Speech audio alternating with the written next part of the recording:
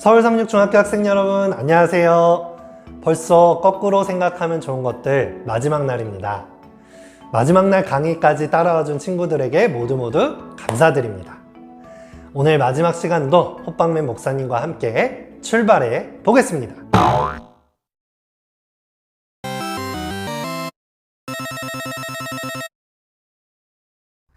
오늘 우리가 거꾸로 생각해 볼 주제는 비 오는 날 처마 밑입니다. 사람들에게 감동이 되는 좋은 이야기들을 전해주는 월간지 좋은 생각이라는 곳에 기고된 이야기를 들려드리려고 합니다. 해가 뉘엿뉘엿 져가고 바삐 퇴근하는 발걸음들이 많은 한 저녁 시간이었습니다. 맑았던 하늘이 갑자기 회색빛으로 찌푸려지더니 빗방울이 떨어지기 시작했습니다. 내리던 빗방울은 어느새 점점 굵어져 굵은 소나기가 되었어요. 소식 없던 갑작스런 비에 우산을 준비하지 못한 많은 사람들이 집으로 가던 길을 멈추고 비를 피하기 위해 이곳저곳 처마 밑으로 들어갔습니다. 집을 향해 가던 신입사원, 한 젊은 청년이 적당한 처마 밑을 찾아 뛰어 들어갑니다. 빗물을 털어내고 한숨을 몰아쉬며 잠시 쉬고 있을 때 또 다른 사람들이 청년이 있는 처마 밑으로 모이기 시작합니다. 점점 더 많은 사람들이 오자 처마 밑은 가득 찼고 사람들은 옴싹달싹하지 못하게 서서 비가 그치기를 기다리고 있었습니다. 그런데 가득 찬 처마 밑으로 한 몸집이 있는 아주머니가 뛰어들어오면서 사람들을 밀치고 들어옵니다. 그리고 그만 가장 처음 처마 밑에 자리를 잡았던 젊은 청년은 바깥으로 튕겨 나가게 되었어요. 이 청년은 화가 나기도 하고 황당하기도 하고 어이없게 사람들과 아주머니를 쳐다보았습니다. 그런데 아주머니는 모르는 척 시선을 돌려버립니다. 그때 이것을 지켜보던 가운데쯤 서 있던 한 노인이 젊은이를 향해서 말하였습니다. 젊은이, 세상은 다 이런 것이라네. 여러분들이 만약 이런 상황에 처한 젊은이였다면 여러분들은 어떤 반응을 보이실 것 같나요? 여러 가지 선택을 할 수 있겠죠. 다시 반대편으로 사람들을 밀어서 늦게 들어온 아주머니를 바깥으로 밀어낼 수도 있겠죠. 아니면 더 직접적인 방법으로 아주머니에게 가서 따지고 화를 내면서 싸울 수도 있을 거예요. 아니면 그냥 다른 비 피할 곳을 찾아 떠날 수도 있겠죠. 아니면 화가 난 김에 그냥 택시 플렉스를 하고 집으로 가버릴 수도 있습니다. 여러분들이라면 어떤 선택을 하실 건가요? 그런데 이 이야기는 이렇게 마무리를 하고 있습니다. 젊은이, 세상은 다 이런 것이라네 라고 하는 노인의 베베 꼬인 말을 뒤로 한 채 젊은이는 비를 맞으며 터벅터벅 발걸음을 옮기며 골목으로 사라집니다. 그런데 몇 분 후 다시 젊은 청년이 돌아왔습니다. 그는 우산을 쓰고 있었고 그의 손에는 새 우산 여러 개가 들려 있었습니다. 자신을 밀어낸 아주머니, 그리고 젊은이를 비웃던 노인, 그리고 처마 밑에 옴싹달싹 모여있던 사람들에게 젊은이는 우산을 다 나누어 주었어요. 우산을 받아든 사람들은 차마 감사하다는 말도 제대로 못하고 쭈뼛쭈뼛 서로를 쳐다보다가 젊은이에게 눈인사를 하고 우산을 펼쳐들고 바삐 갈 길을 떠났습니다. 젊은이는 노인을 향해서 이렇게 말하였습니다. 할아버지, 세상은 다 그렇지만은 않습니다. 처마 밑에는 어딘가 허탈한 모습으로 멀어져가는 젊은이의 뒷모습을 바라보는 노인만 오랜 시간 남아 있었습니다.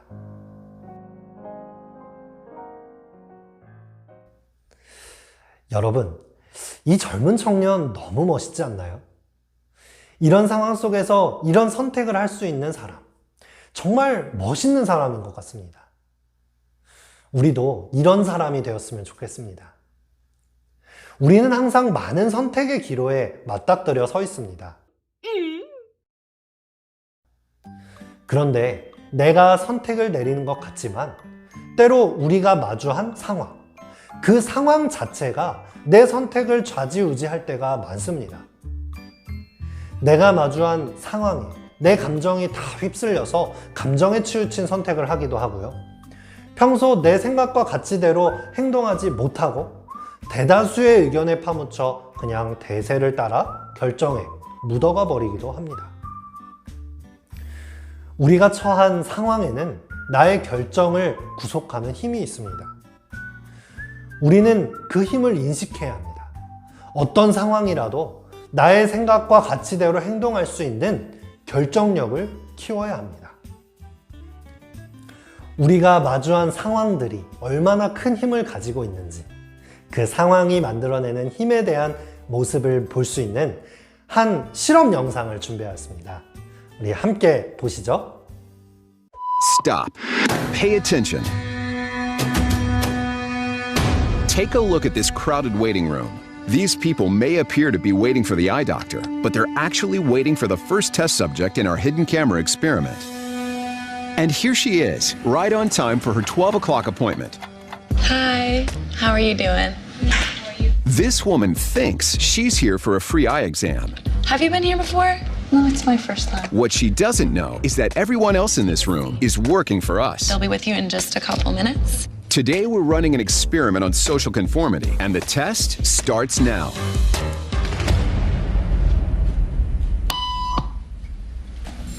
Did you hear that? These people sure did.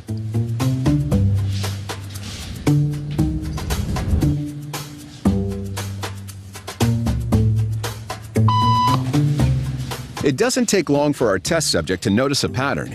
Beep means stand up. But why? And if you were in her shoes, what would you do the next time the tone sounds? While you might think you make your decisions all on your own, when it comes to peer pressure, all too often, your brain is just following the crowd. Simply because everyone else is. You might be thinking you'd never go along with this. Or would you?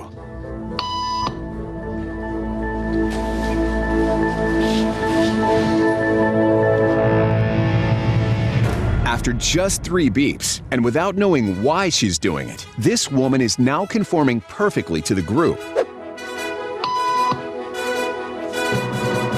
But what happens if we take the group away? Elaine, please.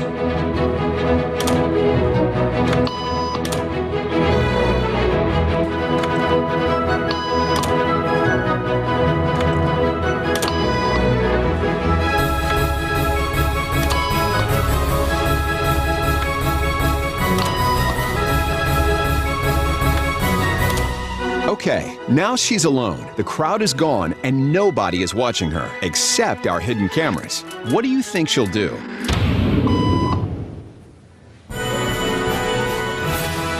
She's now conforming to the rules of the group without them even being there. Now, watch what happens when we introduce another outsider who doesn't know the rules. For a noon appointment. Have a seat and they'll be out in just a couple minutes. Great, thanks so much.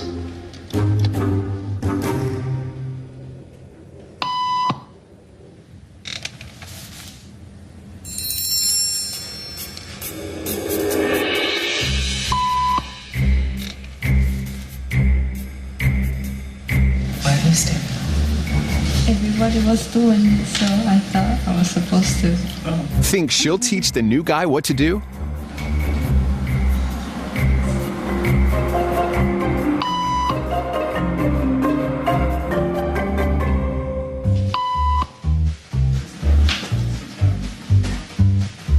We kept the cameras rolling as more unsuspecting patients arrived.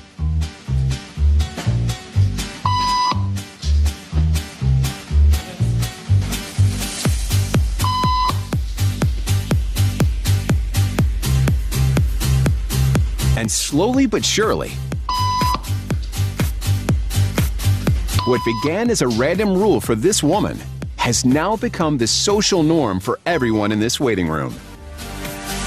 Here to explain what's going on in their brains is Jonah Berger of the University of Pennsylvania. This sort of internalized form of herd behavior is part of what we call social learning. Starting at a very early age, when we see members of our group perform a task, our brains literally reward us for following in their footsteps. When I saw everybody stand up, I felt like I needed to join them. Otherwise, I'm like excluded. Once I decided to go with it, then I felt much more comfortable. 네, 여러분 잘 보셨나요? 여러분들이라면 저 상황에서 어떻게 하실 것 같은가요? 나는 저 여자처럼 하지 않을 자신이 있으신 분 계신가요? 어떤 상황들은 나를 이유도 모른 채 행동하게 만들기도 하고 어떤 상황은 이유도 모른 채 나를 행동하지 못하게 만듭니다. 내가 믿고 행동하는 또 따라가고 있는 사회적인 통념과 규칙들이 어떻게 만들어졌는지 그런 관심을 갖기보다는 그냥 대세에 따라서 선택해 갈 때가 참 많습니다. 여러분, 제노비스 효과라는 말을 들어보셨나요? 이 말은 1964년 3월 13일 새벽 뉴욕 퀸스 지역 주택가에서 28세였던 키티 제노비스라는 여성이 강도에게 살해당했던 사건이 3월 27일 뉴욕 타임스에 실리면서 이 사건이 유명해졌고 그때 당시 피해자의 이름을 따서 제노비스 효과라는 이름을 만들었습니다. 이 효과는 너무 유명해져서 많은 심리학 저서에 실리기도 하는 그런 말입니다. 타임즈는 보도하기를 새벽길에서 위험에 처한 제노비스가 비명을 지르고 30분이 넘도록 칼에 찔리는 등 무차별적인 공격을 받고 목숨을 잃을 때까지 창가에 불이 켜지고 38명의 사람들이 이 상황을 목격했지만 아무도 도와주지 않았고 경찰에게 신고도 하지 않았으며 제노비스가 숨을 거둔 지 무려 20분 후가 지나서야 경찰이 도착했다라고 하는 그런 기사였어요. 이 충격적인 기사는 일파만파 퍼져서 제노비스 효과, 구경꾼 효과라는 말이 생겨났습니다. 이 효과는 주위에 사람이 많을수록 책임감이 분산되어서 어려움에 처한 사람을 도와주는 걸 주저하게 된다는 이론입니다.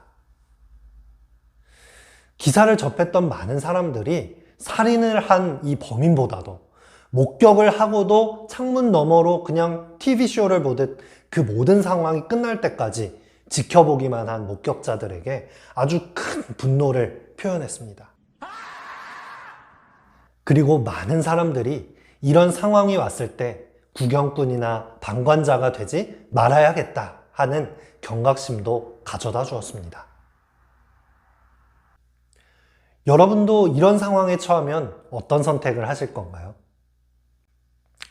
그런데 더 놀라운 일이 일어났습니다.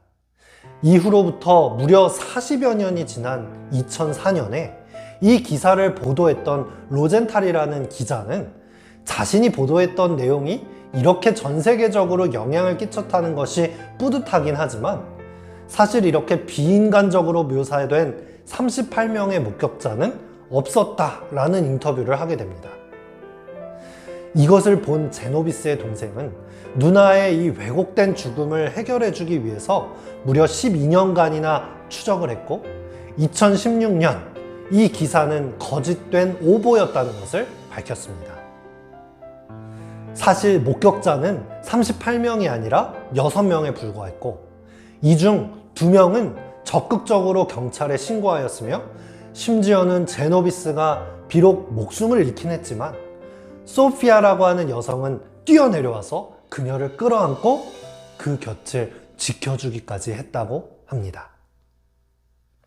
사실 이 제노비스의 사건이 아니더라도 우리는 주변에서 이런 방관자 효과를 많이 마주할 수 있습니다.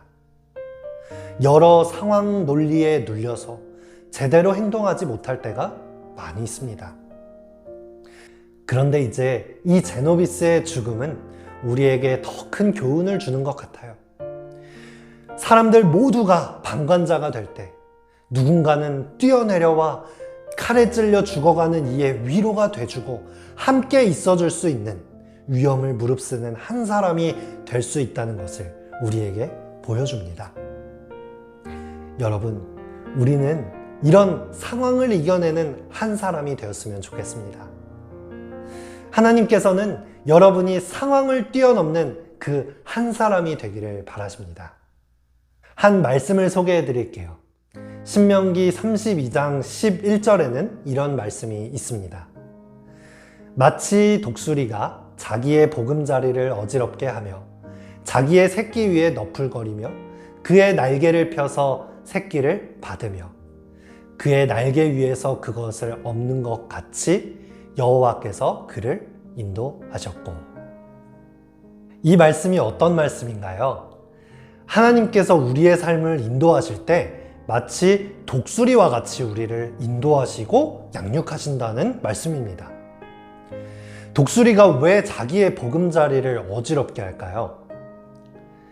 독수리의 보금자리는 보통 이렇게 깎아지른 절벽 가운데에 있습니다. 절벽 가운데에 있는 이 둥지는 새끼 독수리에게 가장 안전한 것이죠. 어떤 짐승도 와서 잡아먹을 수 없을 뿐더러 최고의 비율을 가지고 있습니다.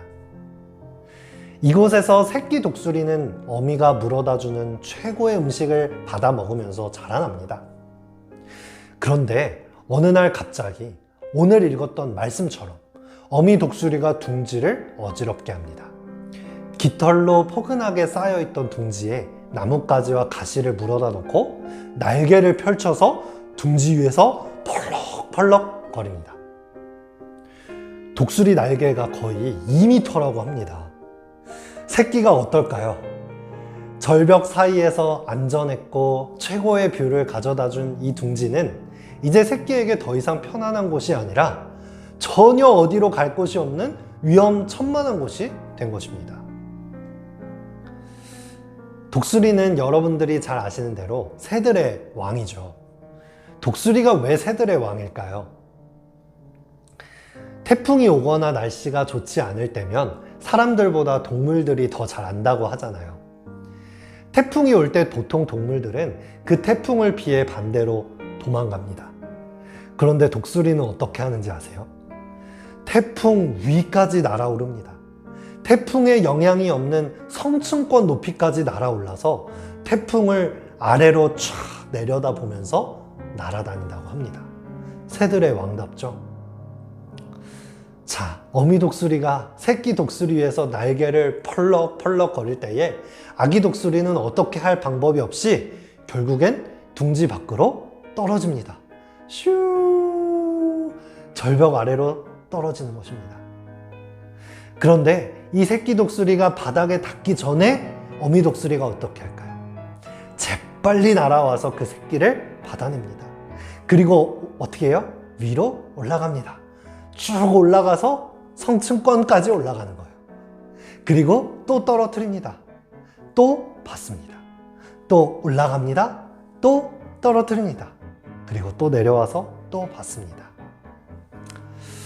왜 이런 과정을 하는 것이죠? 새끼 독수리가 스스로 날 수 있도록 훈련하는 것이죠. 그런데 하나님께서 우리를 인도하실 때 이렇게 하신다고 성경은 우리에게 말해주는 것입니다. 여러분, 우리는 지금 어떤 과정에 있나요? 편안하게 둥지에서 보호를 받으면서 안전한 가운데 있는 친구들도 있을 거예요. 그런데 어떤 친구들은 마치 절벽에서 떨어지고 있는 것처럼 고민이 많고 해결할 수 없는 문제 가운데 있는 친구들도 있을 거예요. 그런데 여러분, 어떤 상황이든지 걱정 마시기 바랍니다. 우리를 독수리처럼 보호하시고 때로는 훈련시키시고 양육하시는 하나님을 믿는다면 우리는 결국 태풍 위를 날아다니는 독수리처럼 세상의 많은 문제들을 아래로 내려다보면서 살 수 있는 사람이 될 수 있습니다. 맨 처음 오늘 이야기를 시작하며 들려드렸던 처마 밑에 한 젊은 청년을 기억하시나요? 상황이 주는 상황 논리에 눌려 감정적으로 대세에 따라 행동하는 것이 아니라 상황을 이겨내고 사랑으로 세상과 사람을 변화시킬 수 있는 그런 사람들이 되시기를 간절히 바랍니다. 오늘 마지막 여러분들에게 나눠준 결심지에 결심 체크를 해주세요. 나는 하나님과 함께 상황을 이겨내는 선택을 하겠다. 상황을 이겨내고 세상과 사람을 변화시킬 수 있는 선택을 하겠다. 우리 모든 서울36중학교 학생들이 거꾸로 생각할 줄 알고 항상 감사하며 꿈을 가지고 상황을 이겨내는 하나님의 자녀들이 되기를 바라면서 모든 말씀을 마치겠습니다. 우리 함께 머리 숙여 기도하겠습니다. 하늘에 계신 우리들의 아버지 하나님, 거꾸로 생각하면 좋은 것들 마지막 날까지 이렇게 잘 마치게 하여 주시니 참으로 감사합니다. 우리 사랑하는 서울36중학교 주의 자녀들이 이 인성주간을 통해서 하나님을 만났기를 바랍니다. 이 세상이 주는 대로 생각하고 흘러가는 것이 아니라 거꾸로 생각하고 하나님의 방법대로 살아가는 귀중한 가치를 배웠기를 소망합니다. 우리 친구들이 느끼고 결심한 모든 것들이 이 세상을 사랑으로 변화시키는 일에 귀중하게 쓰임받을 수 있도록 사용하여 주시옵소서. 사랑이신 예수님의 이름으로 간절히 기도드리옵나이다. 아멘.